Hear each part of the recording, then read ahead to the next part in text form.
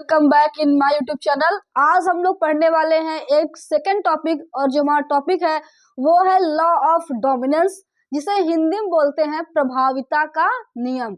तो आज हम लोग पढ़ेंगे। पहली बात, प्रभाविता का नियम दिए थे मेंडल जी ने, और ये उनका फर्स्ट लॉ था, पहला नियम था। लेकिन उनका लॉ रीडिस्कवर किए थे 3 साइंटिस्ट ने। तो ये क्या है? फर्स्ट लॉ है मेंडल का, Mendel's first law, first law है। ये मेंडल का पहला नियम है, लेकिन इसको रीडिस्कवर किए थे जब मेंडल अपना नियम लिए थे। उनका काम रिकॉग्नाइज नहीं हो पाया था, लेकिन जब उनके मृत्यु के बाद 3 साइंटिस्ट ने इनका काम रीडिस्कवर किया था। ह्यूगो डी ब्राइस थे,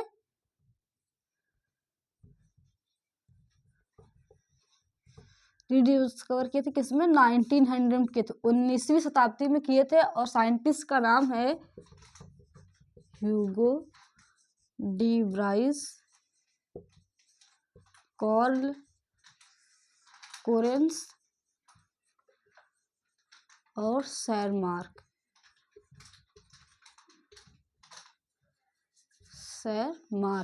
तो 3 साइंटिस्ट ने क्या किया? इनके काम को रीडिस्कवर किया।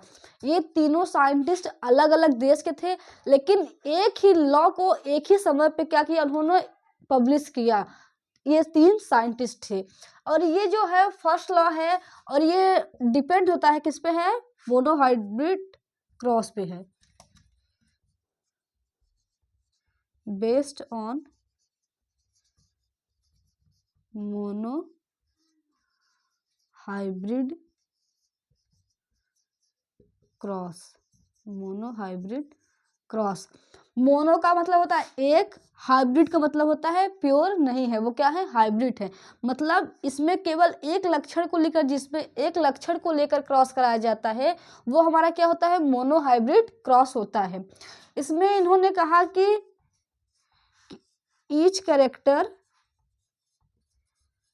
Is controlled by a discrete unit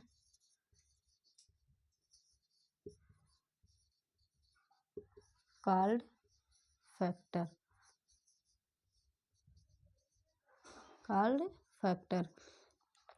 इसमें इन्होंने कहा कि जो हर एक लक्षण होता है वो एक यूनिट, एक इकाई द्वारा कंट्रोल किया जाता है, जिसको मेंडल ने कहा था फैक्टर या एलील। मतलब फैक्टर, आज के समय में हम फैक्टर को क्या बोलते हैं? जीन।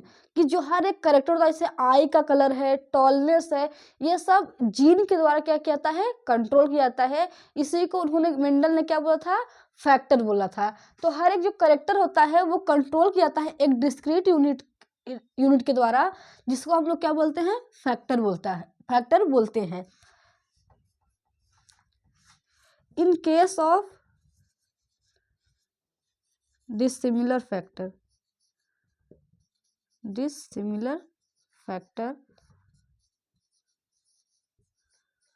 वन कैरेक्टर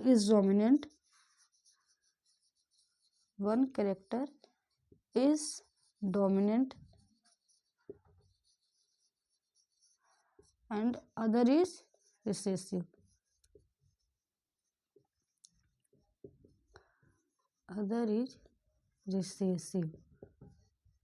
जैसे क्या हुआ कि ईच करेक्टर, जब से डिसिमिलर फैक्टर आ गए, 2 अलग अलग फैक्टर आ गए, तो एक फैक्टर जो होता है वो उस पर क्या करता है? डोमिनेट करता है, और एक जो होता है वो क्या होता है? रिसेसिव होता है। जैसे हाइब्रिड में एक कैपिटल टी है और एक स्मॉल टी है, तो कैपिटल टी क्या करता है? स्मॉल टी पर डोमिनेट करता है, अपने आप को रिप्रेजेंट करता है। तो इस तरीके से इन्होंने कहा। लेकिन जब हमारी F1 पीढ़ी आती है क्रॉस के बाद, F1 resemble one of the parent,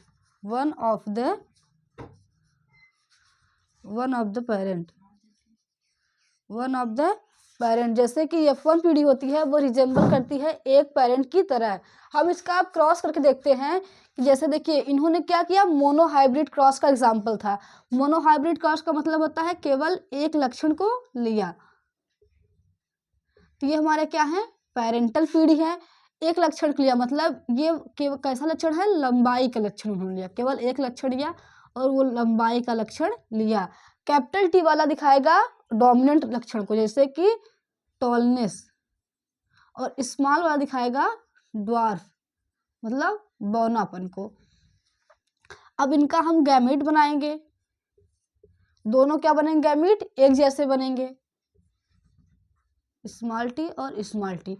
जब हम इनका क्रॉस कराएंगे तो ये होगा कैपिटल टी और कैपिटल टी, कैपिटल टी और स्मॉल टी। ये हमारी क्या है, F1 पीढ़ी है, F1 पीढ़ी है।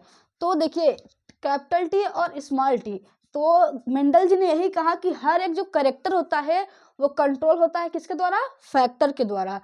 In case of dissimilar factor, ये क्या है, दोनों डिसिमिलर है, तो one is dominant and other is recessive. तो ये कैपिटल टी वाला क्या हो जाता है, डोमिनेंट हो जाता है, और स्मॉल टी वाला रिसेसिव हो जाता है। मतलब ये कैसा दिखेगा, इसका फिनोटाइप क्या होगा, ये होगा टॉल। कैसा होगा, टॉल होगा, लेकिन कैसा होगा, हाइब्रिड होगा, हाइब्रिड होगा। मतलब ये प्योर नहीं है, इसके अंदर स्मॉल टी वाला भी क्या है, गैमीट है, इसलिए इसको बोला गया है हाइब्रिड। अब हम क्या करेंगे, इसी स्मॉल टी और कैपिटल टी का क्या कराएंगे,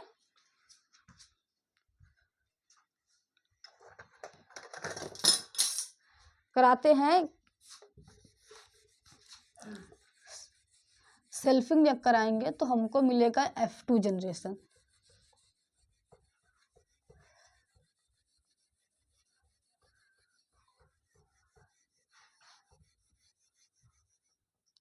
देखिए ये कैपिटल टी और स्मॉल टी हमारा क्या था, F1 पीढ़ी था, इसके हम क्या कराएंगे, सेल्फिंग।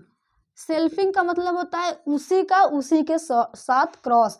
सेल्फिंग को हम एक तरीके से बोल सकते हैं स्वपरागण, उसी के गैमीट के उसी के साथ जब क्रॉस कराता है तो वो हमारा क्या होता है, सेल्फिंग होता है। तो कैपिटल टी स्मॉल टी और कैपिटल टी स्मॉल टी, इसमें दो प्रकार के गैमीट बनेंगे, एक कैपिटल टी एक स्मॉल टी, इसमें एक कैपिटल टी और एक स्मॉल टी। जब इनका क्रॉस कराएंगे,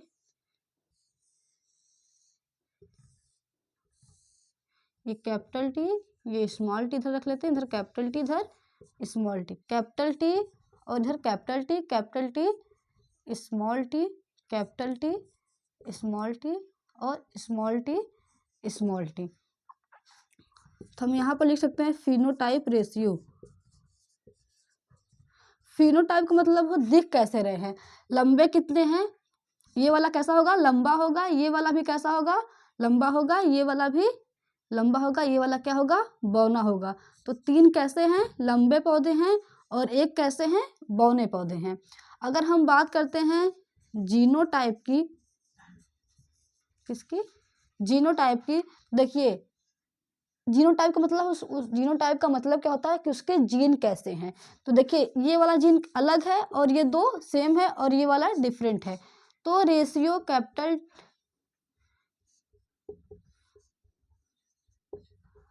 इसका कितना आता है, ये 1 है और ये कैसे हैं, ये 2 हैं और ये कैसे हैं, कितने हैं, 1 है।